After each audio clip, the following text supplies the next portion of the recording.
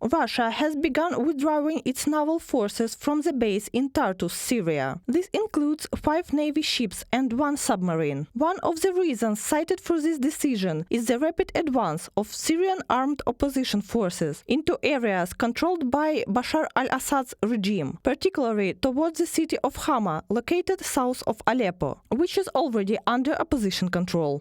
The Russian evacuation of Tartus and the reported deployment of Africa Corps forces to Syria suggest that Russia is worried that Syrian opposition forces may advance southward to Hama, roughly 80 kilometers northeast of Tartus, and threaten the Tartus base, but that the Russian military command will not deploy significant reinforcements to Syria in the near term to prevent such advances, from a report by the Institute for the Study of War. Despite promises of support for Assad's regime, including equipment and weaponry, Moscow continues to rely heavily on airstrikes against Syrian cities in an attempt to weaken their position. According to the Syrian civil defense group White Helmets, these airstrikes have resulted in civilian casualties.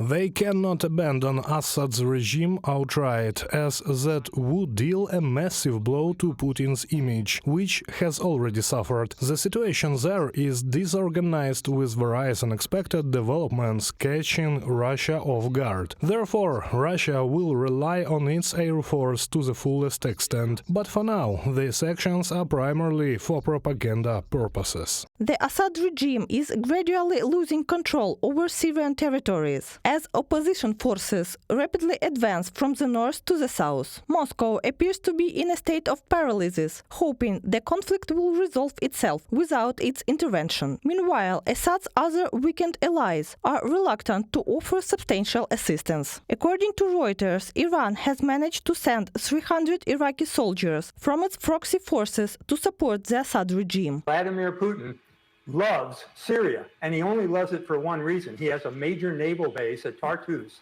He has a major air force base at a place called Khamenei, and both of those bases give him access to the Mediterranean. Once he loses that because of a potential overthrow of Assad, he has lost his capability to influence in the Med. He has somewhat lost his influence in the Black Sea based on the war with Ukraine, and his naval bases in the Baltics at Kaliningrad are also threatened. So you're seeing Putin really being tossed into a corner. These bases are all critical for their military presence in these areas, and increased rebel activity in northern Syria and the Turkish incursions have heightened concerns about the Russian supply route. Moscow remains cautious in its public statements, continuing to voice support for Assad's regime while attributing military setback to alleged foreign backing for the opposition.